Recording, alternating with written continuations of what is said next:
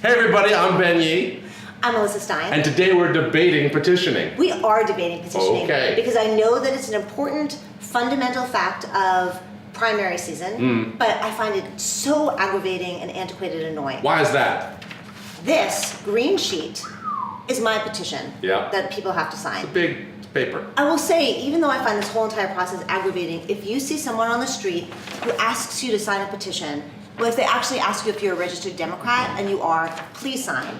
Those people do not want to be on the street when it's 95 degrees out asking strangers for petitions because 95% of you ignore us. It's very painful. It's a very frustrating, slow-going system.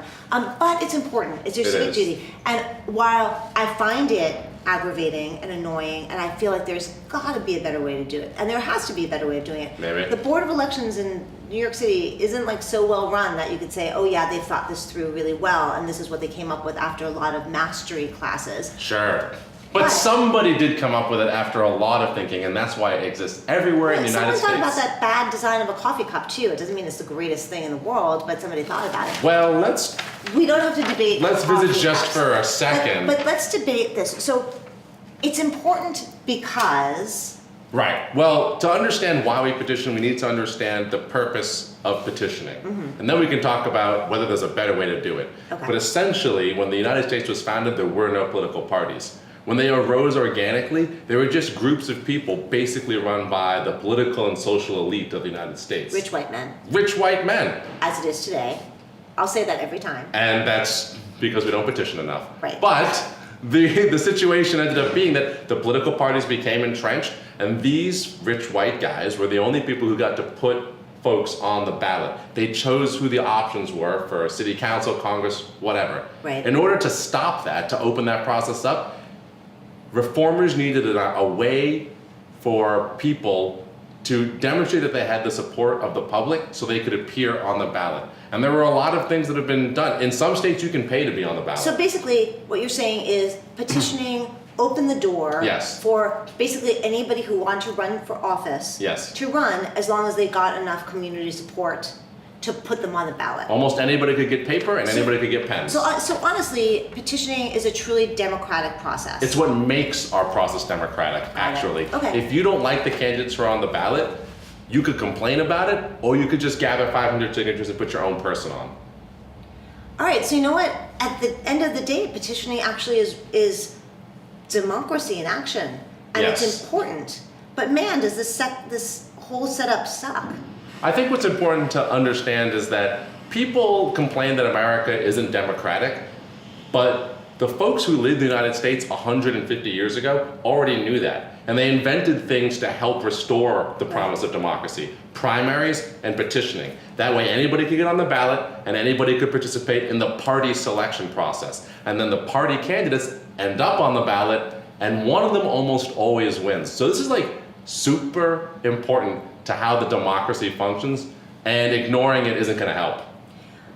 You've kind of swayed me about this. I started this, our first take, and we're now on take 3, so aggravated and annoyed. Wait, so I have to say this shit 3 times? Yeah, maybe that's our magic number. No, but this really is important. I mean, fundamentally, it's very important. But the sad state of politics is today is that it's very often a popularity contest. Oh yeah. And so even if you have this remarkable person and they get their signatures, if they don't have the backing of a Democratic club who can help them out by getting signatures, or a good advertising budget, or campaign managers who know how to spin a story, you're not going to actually go anywhere. So this groundwork is so important, but there are so many other pieces that come into play that perpetuate the rich white man winning. I will end with this one anecdote, and it's about the Tea Party.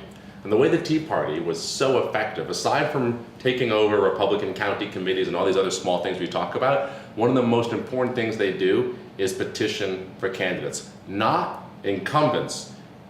Politics is a zero-sum game. You either win the election or you lose the election. And if you are an incumbent, the last thing you want is anybody else on the ballot, because your chances of winning go from 100% to not. There's always people who will vote against you. Right. The Tea Party successfully moved the Republican Party to the right by petitioning for people and just putting them crazy people on the ballot. And that moves the incumbents because it scares them. And every so often, A crazy person, just because the electorate is upset with the incumbent for some reason, will win. That's how we got Michelle Bachmann. That's how we got all these nut jobs in Congress. So we can talk about how things are still biased towards the rich people and the elite and what have you, but this process has actually been used effectively to move incumbents in one direction and to occasionally upset the balance just by putting candidates on the ballot. Actually, So Donald which- Trump's a great case in point. Rich white men and crazy people. That's what we have in this country. We're run by rich white men and crazy people. So I will close Well, with, there is that. when you see somebody with the green sheet, please stop and sign. It's important. It's important. Petitions are important. Primaries are important. Sign and vote. Do both of those things. And the primary is on September 13th, so don't forget to vote. Yes. Next time. Laters.